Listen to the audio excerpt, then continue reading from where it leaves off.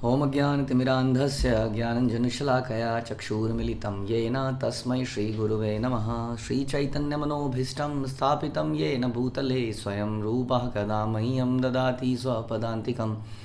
वन्देऽहं श्रीगुरौ श्रीयुतापदकमलं श्रीगुरुन् वैष्णवांश्च श्रीरूपं साग्रजातं सहगण रघुनाथान्वितं तं सजीवं साद्वैतं सावधूतं परिजन सहितं कृष्ण चैतन्य देवं श्रीराधाकृष्णपादान् सहगण ललिता श्रीविशाखान्वितांश्च।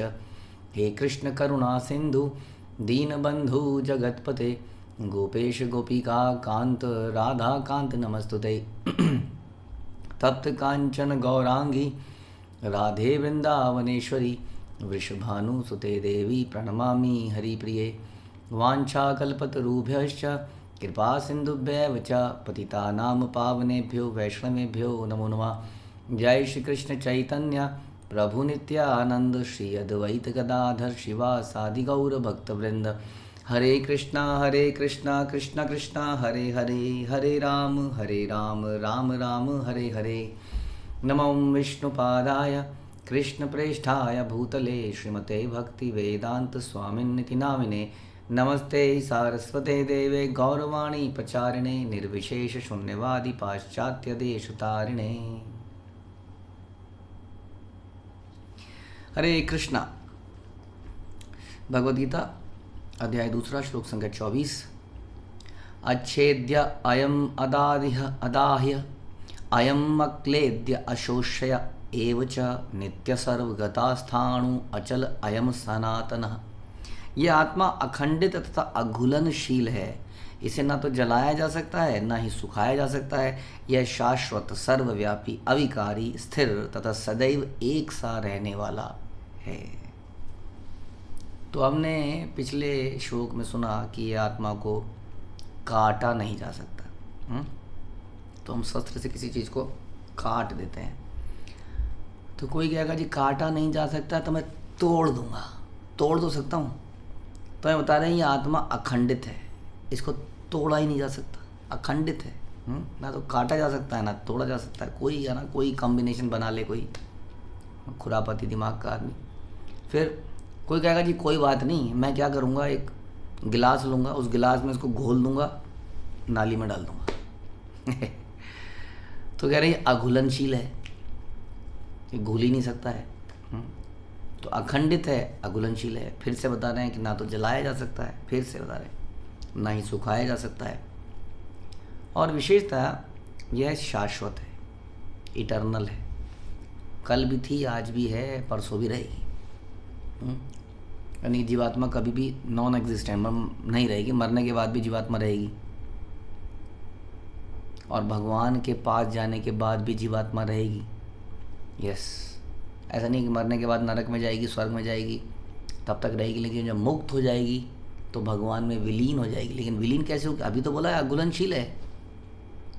तो अघुलनशील है तो विलीन तो हो ही नहीं सकती, इसका घुल तो सकती नहीं है, अस्तित्व तो बनाए रखेगी। हाँ, तो कई लोग कहते हैं कि जैसे बूंद समुद्र में, आप लोग कहते हैं ना कि समुद्र की बूंद है, वैसे ही वो हम लोग हैं। समुद्र की बूंद में वो सारे गुण हैं जो समुद्र में है, उसी तरह आत्मा है। तो देखिए जनाब, जब बूंद को पानी में डालते हैं तो बूंद कहाँ चली जाती है? हाँ, पानी में घुल जाती है कि नहीं? अब एक तरह से तो घुल जाती है, लेकिन एक तरह से देखा जाए तो नहीं घुलती है, क्योंकि वही बूंद बूंद बूंद बूंद बूंद से सागर बनता है।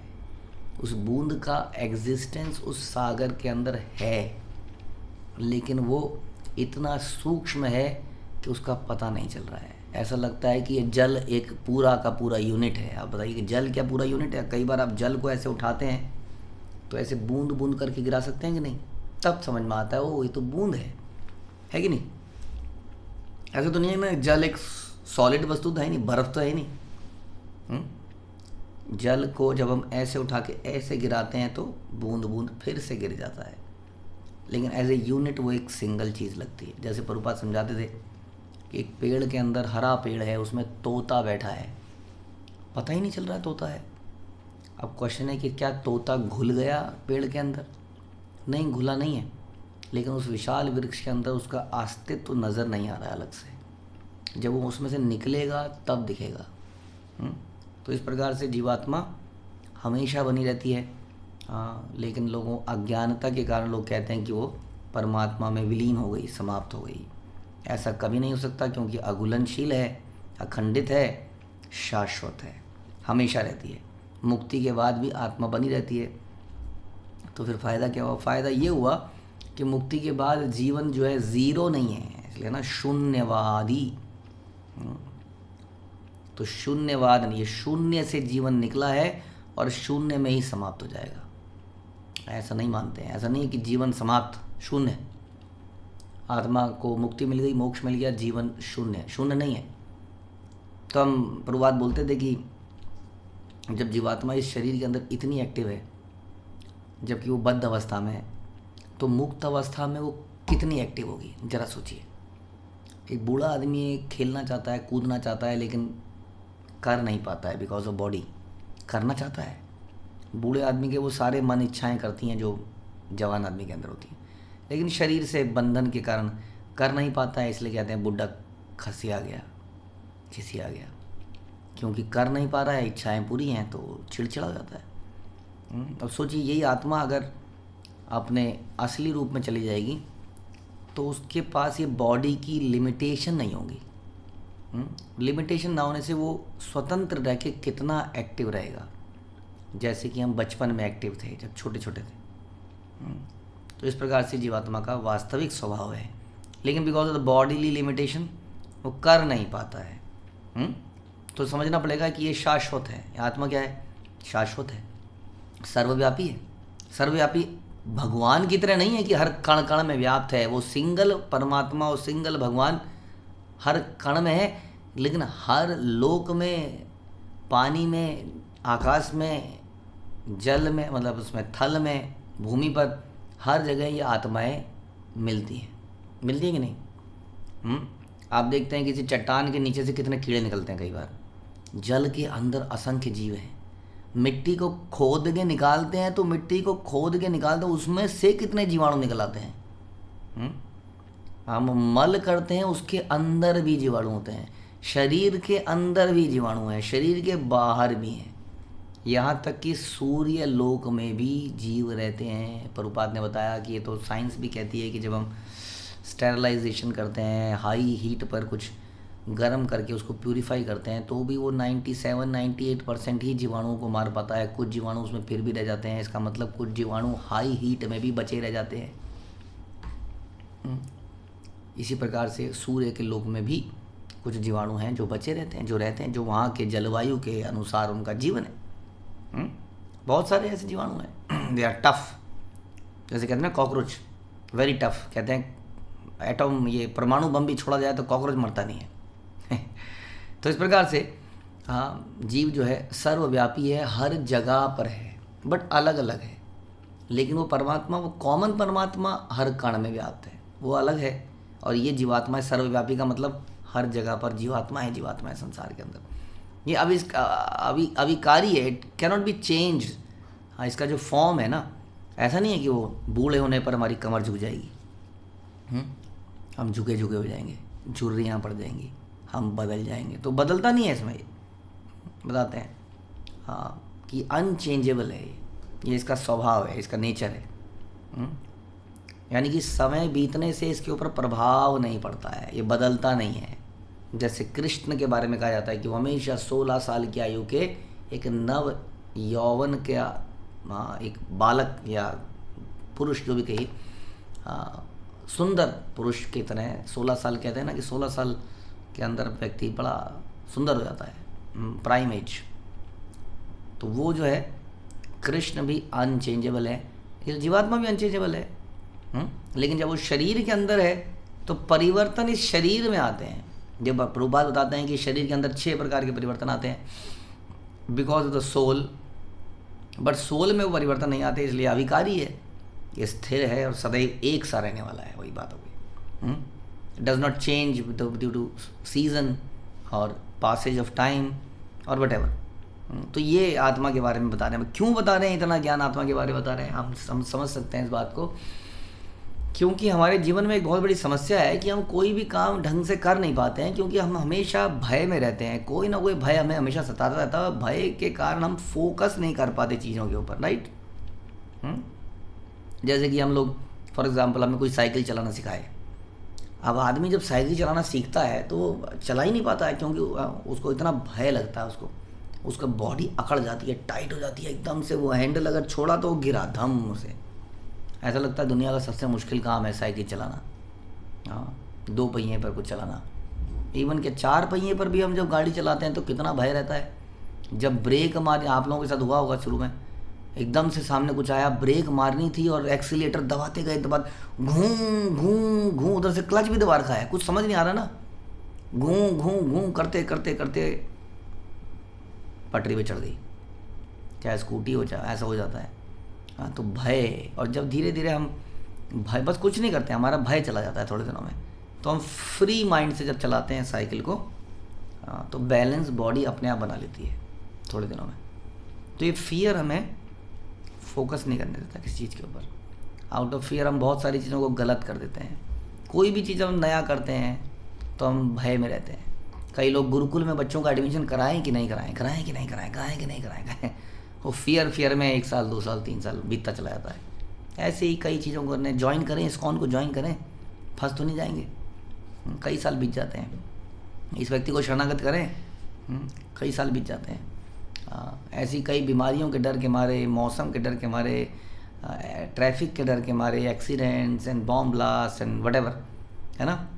लेकिन अगर ध्यान से हम देखें कि ये जो सारे भय हैं ये इसलिए हैं क्योंकि हम इस बॉडी में हैं। इस बॉडी की वजह से सारे भय हैं। क्यों? क्योंकि आत्मा के बारे में भगवान इतनी डिटेल में बता रहे हैं अर्जुन को। हाँ, अर्जुन भी भय में था, ये मर गए तो मरेगा कौन? भगवान ने बोला शरीर मरेगा। हाँ, लेकिन आत्मा ना तो कटती है, ना सूखती है, ना जलती है, ना टूटती है, ना घुलनशील है, शाश्वत है, पुरानी है, नित्य है। तो अगर हम आत्मा के लेवल पे जीना शुरू करेंगे तो क्या होगा कि हमारा फियर चला जाएगा। हम फियर फ्री हो जाएंगे जैसे ही हम इस लेवल पे आएंगे। तो यही भगवान बताने का प्रयास कर रहे हैं। भगवान इतने दिनों से इतने सारे श्लोकों में बॉडी के कैरेक्टरिस्टिक नहीं बता रहे। देखिए, भगवान बॉडी के बारे में बता सकते हैं जी, आपकी बॉडी में हड्डियां हैं, आपकी बॉडी में मांस है, आपकी बॉडी में खून है। ऐसा वेद पुराण में अलग से आयुर्वेद वगैरह उसके लिए लिखे गए। लेकिन यहाँ पर दिस इज़ द राज विद्या। राज विद्या में सब स्टैंडर्ड विद्या नहीं दी जाएगी। शरीर की विद्या पढ़ लीजिए आयुर्वेद में, लेकिन ये राज विद्या है, भगवत गीता है। यहाँ पर आत्मा का ज्ञान देना है, क्योंकि हम आत्मा है, इसलिए आत्मा के कैरेक्टरिस्टिक बता रहे हैं। जैसे कि शरीर के कैरेक्टरिस्टिक हम बायोलॉजी में पढ़ते हैं, वैसे आत्मा के कैरेक्टरिस्टिक हम भगवत गीता में पढ़ते हैं। तो भगवान बता रहे हैं कि जैसे हमें समझ में आ जाएगा, हम भय से मुक्त हो जाएंगे, और भय से मुक्त हो गए तो फोकस पर कर पाएंगे जीवन के असली पर्पस। अभी हम भयभीत रहते हैं, कहीं नौकरी चली गई तो आप कह रहे हो माला जपिए, आप कह रहे यहाँ पर प्रोग्राम में आइए, आप कह रहे कहीं नौकरी चली गई तो छुट्टी लूँगा, नौकरी चली जाएगी, पैसा मनी लूज़ हो जाएगा, ये हो जाएगा, वो हो जाएगा, वो रिश्तेदार छोड़ देंगे, जो भी है, बहुत सारे भय रहते हैं। तो हम फोकस नहीं कर पाते, इवन भक्ति में भी।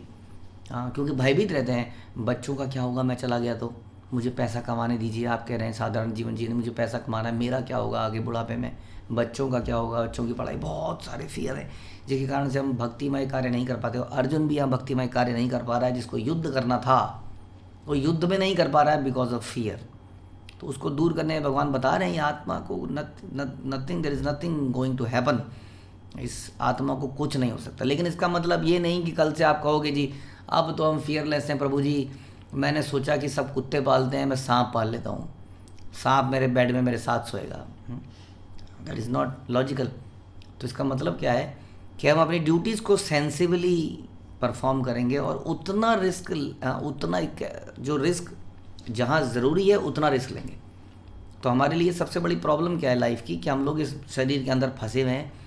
इस शरीर से इस आत्मा को निकालने के लिए जो रिस्क लेने होंगे वो लेंगे, उसमें डरेंगे नहीं। लेकिन अननेसेसरीली संसार के लिए रिस्क लेना गैम्बलिंग कहलाता है। आप जानते हैं, जैसे कि हम शेयर मार्केट में रिस्क लेते हैं, हम लॉटरी में रिस्क लेते हैं, हम हॉर्स रेडिंग में रिस्क लेते हैं, हम किसी लैंड के परचेज सेल में रिस्क लेते हैं। अभी परचेज करूँगा, 1 महीने बाद बेच दूँगा। तो संसार के लिए हम बहुत सारे रिस्क लेते रहते हैं। चाहे हम खतरनाक बस में चढ़ जाएं भागते हुए, बहुत सारे रिस्क, क्या बताएं जाएँ, इतने रिस्क हम पूरी ज़िंदगी में लेते ही रहते हैं, लेकिन वो सारे रिस्क हम संसार के लिए लेते हैं। तो यहाँ बताया जा रहा है कि ऑल्दो आत्मा तो अजर है, अमर है, भगवान की शाश्वत अंग है, लेकिन ये शरीर हमें मिला है जिसके माध्यम से हम आत्मा को फ्री कर सकते हैं। इसलिए शरीर को इस्तेमाल करना है, शरीर को अननेसेसरीली फेंक नहीं देना है कि हम तो शरीर है ही नहीं। इस शरीर को एज ए इंस्ट्रूमेंट यूज़ करना है। जैसे कि हमारे पास एक कार है, कार के एक्सीडेंट होने पर जरूरी नहीं है कि मतलब कार का डेंट पड़ेगा तो जरूरी नहीं है मुझे भी डेंट पड़े, वो कार को पड़ा है, बट इसका मतलब नहीं ज़बरदस्ती कार को जाके हम कहीं ठोक दें। तो क्योंकि शरीर, कार हमारी है, शरीर भी हमारा है, इस शरीर को ज़बरदस्ती जला नहीं देना है, सुखा नहीं देना है, काट नहीं देना है, क्योंकि इस शरीर हमें भक्तिमय कार्य करने में मदद करेगा, लिबरेट करने में मदद करेगा। लेकिन ये ध्यान रखना है कि कंजूस की तरह घी के डब्बे के अंदर घी को रख के बाहर से ही रोटी चपोड़ते रहेंगे तो बेवकूफ़ी है। उसी तरह से इस शरीर को अननेसेसरीली इतना ज़्यादा प्रोटेक्ट कर लेना, सवेरे इतनी जल्दी उठेंगे तो चक्कर खा जाएंगे, मर जाएंगे, हम नहीं उठेंगे जी जल्दी। मेरे को जिम जाना है 2 घंटे 3 घंटे, माला नहीं जाऊँगा, तो ये फिर थोड़ा हमने एक्स्ट्रा केयर कर ली। तो there has to be some balance. एक कार को आप रोज़ वॉश कर रहे हैं, उसके टायर धो रहे हैं, बाहर नहीं ले जा रहे, क्यों? क्योंकि गंदे हो जाएंगे टायर। हाँ, उसी तरह से इस मनुष्य शरीर को हम रिक्वायर्ड कामों में नहीं लगा रहे हैं और इसको बहुत सारा प्रिजर्व कर रहे हैं, खा पी के मोटा हो जा रहे हैं, that is also not right. तो एक तो ये समझना पड़ेगा। दूसरा ये समझना पड़ेगा कि अगर इस प्रोसेस में, भक्तिमय कार्यों में हमें ये डर लगता है कि ऐसा हो गया तो ऐसा हो गया, तो भगवान बता रहे हैं कि तुम तो मरोगे ही और ये आत्मा कभी नहीं मरेगी। इसलिए फियरलेस होके भक्तिमय कार्यों को करो हे अर्जुन। हाँ, भक्तिमय कार्य किसको कहते हैं? भगवान के निर्देशों को एग्जीक्यूट करना भक्तिमय कार्य है। और अर्जुन को बोला गया आपको बाण चलाना है, क्योंकि भगवान बोल रहे हैं। हाँ, और जो सामने वाला मरेगा या तुम मरोगे, that is part of the life, anyway it has to be happen, it has to happen. लेकिन यदि हम भगवान के लिए अपने प्राण त्यागते हैं, जपते जपते भगवान का के लिए जीते जीते हम संसार को छोड़ते हैं, तो हम भगवत धाम में चले जाएंगे, जो कि जीवन का वास्तविक पर्पस है। तो इस प्रकार से इस अंडरस्टैंडिंग को हम लें कि शरीर क्या है, आत्मा क्या है, शरीर से आत्मा का क्या संबंध है, इस शरीर का इस्तेमाल क्या करना है, अल्टीमेटली आत्मा कहाँ से आई है, कहाँ जाना है, इसको समझते हुए फियरलेस होकर हम अपना जीवन बिताएं। हरे कृष्णा। श्रील प्रभुपाद की जय, भगवद गीता की जय।